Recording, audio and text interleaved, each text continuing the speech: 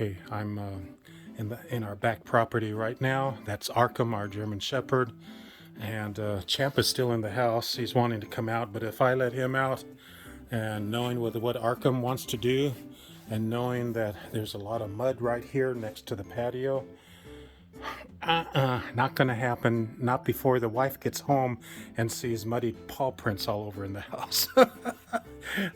So Arkham's watching me as I'm trying to do a quick update for everyone here. I'll make this as quickly as possible. And okay, so again, welcome to the Fruits and Berries, Small Tennessee and Homestead. And I just want to explain a few things here.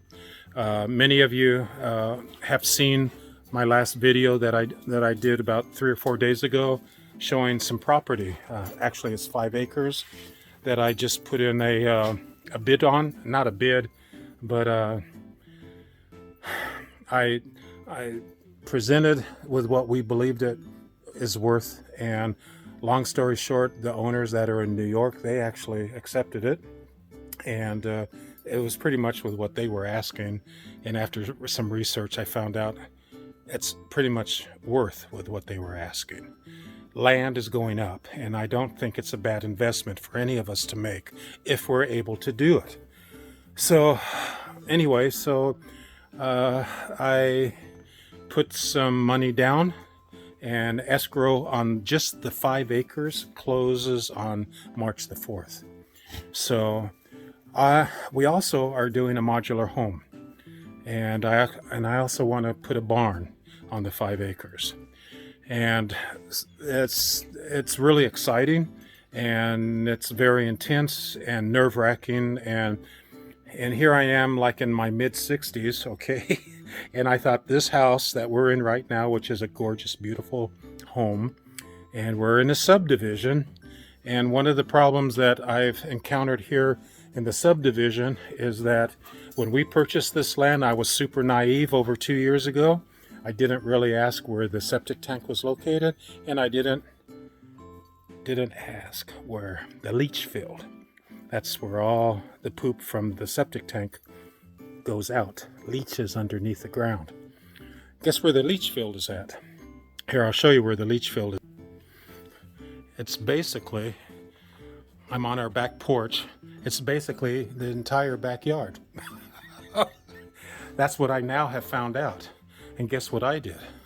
Just guess what I did over a year. I planted over 30 fruit trees and nut trees really close to it. And according to the septic guy, who's been around here in northeastern Tennessee for over 40 years, and he drained our septic tank this past summer. So I called him and I asked him about my peach trees and cherry trees and apple trees that I've planted, plum trees, berry bushes, and on and on. And he said that he didn't believe there was ever an issue, because with fruit trees in particular, the roots are more towards the surface and they don't go down deep. And normally the roots don't go any further than what the branches above ground spread out to. And so that being the case, and sort of getting an idea where the leach field starts to go out in the back here, I believe I'm okay. But to resolve some issues, I might end up having to dig several of these up before March, while they're still dormant, so they have a chance to still live, and put them somewhere else, so we don't even have to even be concerned about the ding-dong leach field situation. And that would probably make our neighbors next door to us happy, because she made a comment, I don't want to have any of your peaches, because if the roots go over into your leach field, I'm not going to be sucking on a peach knowing where its nutrients came from. I mentioned that to the septic guy, and he laughed. He says, Wayne, that you won't ever have that as an issue, but it's all psychological. So anyway, bottom line is, a house totally on a half an acre, you put a 1,800 square foot home on a half an acre, and then you have to do septic tank, and then you have to do a leach field. It doesn't leave you with a whole lot of land left to do anything with. If you're a homesteader, if you're into raising meat and eggs and milk and fruits and veggies and all that type of stuff. Well, I'm lactose intolerant, so I probably will never do beef or milk or whatever, but I would like to do quail and also quail eggs. So that's a whole nother story at some other time I can go into.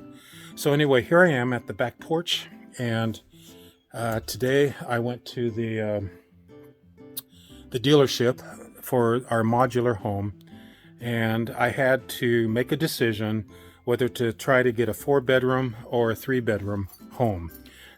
Now, real quick, a modular home follows the HUD standards.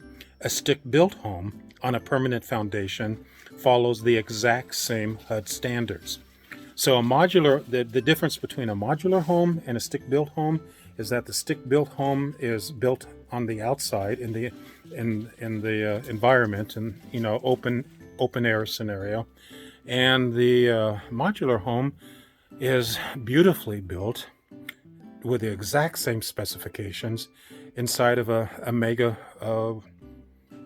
building, protecting the elements from the elements. And actually, from what we're being told, a modular home is basically better than a stick-built home because it doesn't have a metal frame underneath it like a manufactured house has, and comes in pieces. They build the entire house in a factory, and then they break it down in pieces, whether it's 2 pieces, 3 or 4 or whatever, and then it goes by truck to your location if you have property or whatever, and then the house is placed on a permanent cement foundation, whether it's on cement blocks or solid cement flooring or whatever.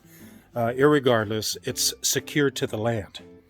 So resale value is going to be identical to a stick-built house. So putting 2 and 2 together, we have our acceptance for the 5 acres is going forth, and I just have to come up with that amount of money by March the 4th, which is a bit. Let me just put it this way: it's approximately $60,000, and so anyway. So then the other thing is, I have to have that money to come up front and to pay, so we can have the land title in our name, in my wife's and my name. Once we have the 5 acres in our name, even though I don't have yet the cash for it, because you know what? Our entire investment is in this house that we're currently in. So I'll be very honest, our savings and everything is minuscule, just because everything's tied up in this house. But if you have decent credit and you're not in debt and you don't have major bills and you don't have your credit card, you never want to do with what we're doing if you're in debt. You got to be out of debt. If you're going to try to purchase some land and you're going to try to build something on it, or do a flip on something, if there's an old house and you want to make it like new, whatever your scenario is, don't be in debt, because they do credit checks on you big time, and they look at your past. And that's what I also did today. I had to go to the bank, and so I had to do all the credit scenario as if I don't own anything, which I do. I outright own this property we're currently in, and we have no mortgage on it. So that's the good news. The frustrating news is what they deem as a construction loan, because we got to be able to, when we sell this house and the new owners of this house, they'll want to move in right away, assuming. And so we have to have a place to go to, and we have 2 big dogs. That's all the animals we have at the moment. I plan on making that a different change when we get to the 5 acres. But with a German Shepherd and an Australian Shepherd, and my wife Ida and myself, we've got to be able to, when this house sells, I've got to make it happen so we can go right to the new home on the new property. So that is going to take some wangling, and so this is what it's all about.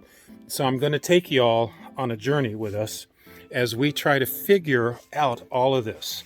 So so in a nutshell, as of today, Ida gave me the blank carte blanche to go and pick out our future home, whether it's a 4-bedroom or 3-bedroom, and to make that happen. And then after I did that and figured out how much that's all going to cost, including the mowing down of trees on the forest on our property, because it's heavily treed with a lot of forests on it. So we're going to have to tear down several of the trees just so we can put our home there.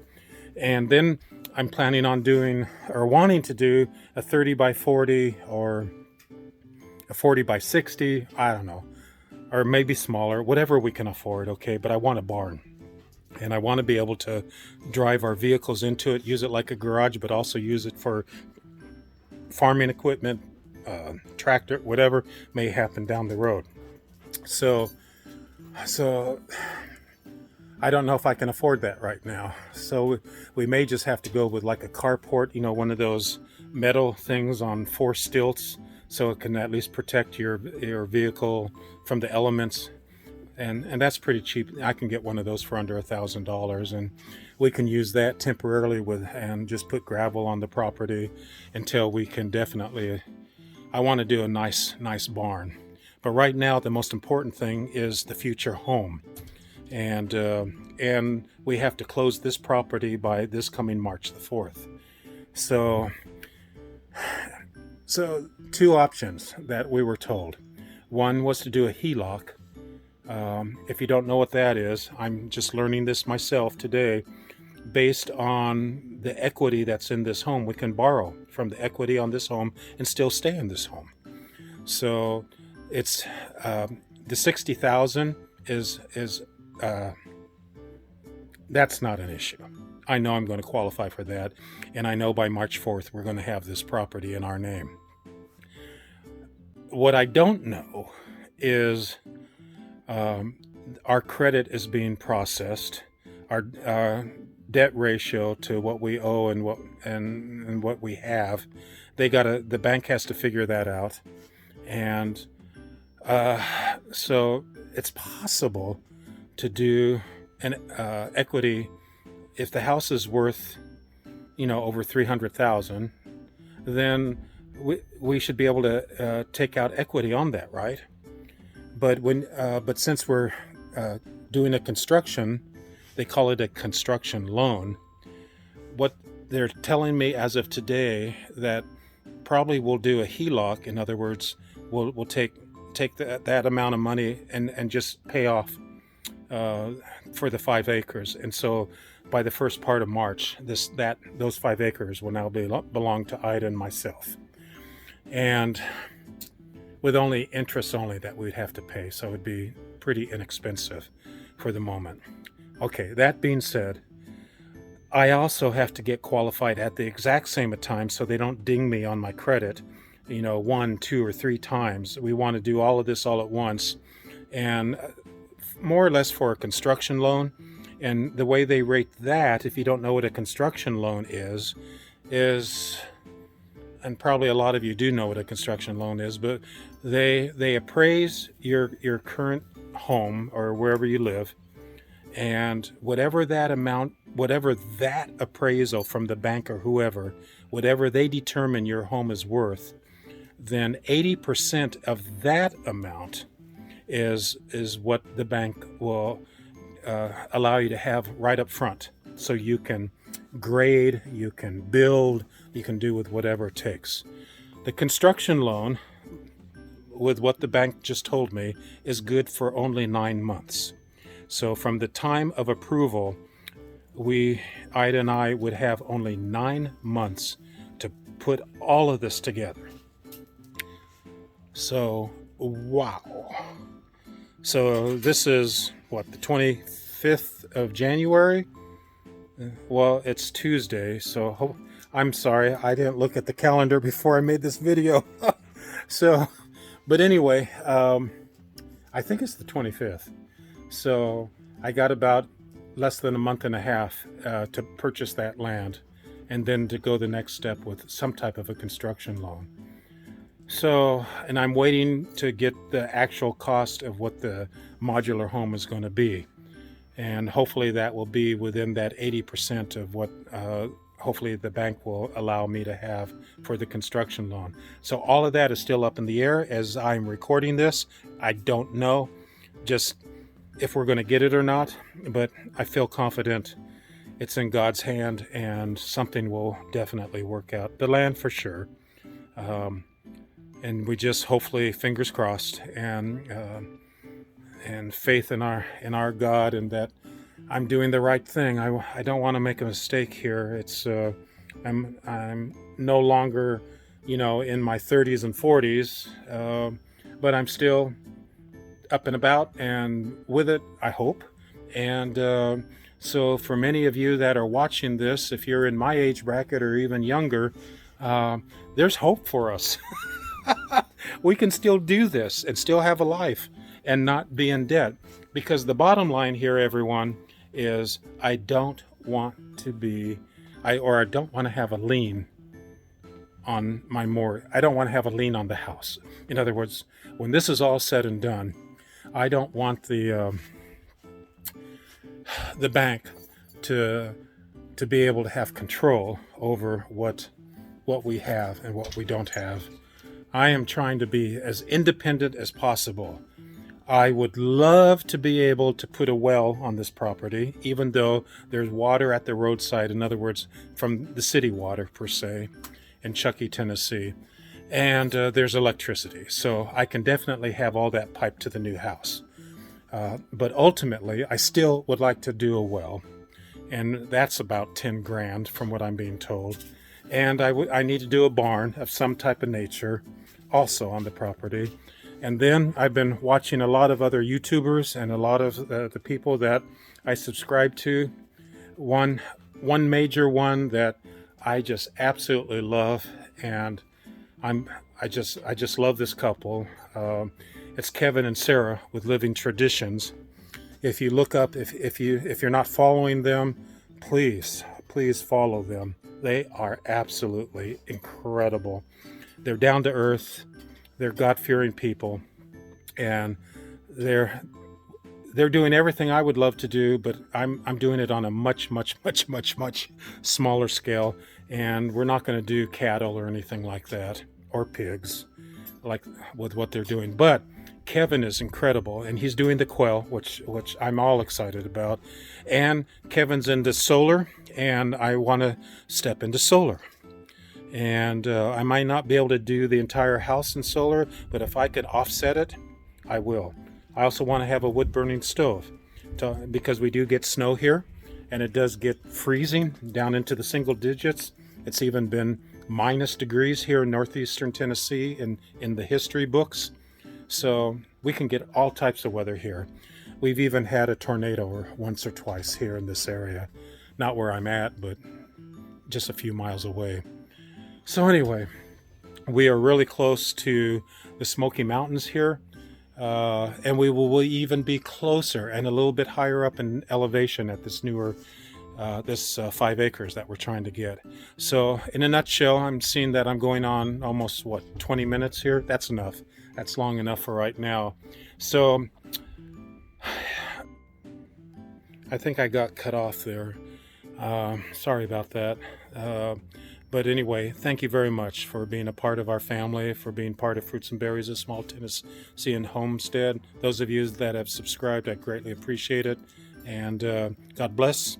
And until the next one, and I'm looking forward to, I'm on pins and needles for tomorrow to get here as we will get some answers to so we can have the freedom to go the next step here. And I want to be able to share that with everyone. Okay, God bless, take care, and until the next one. Bye-bye.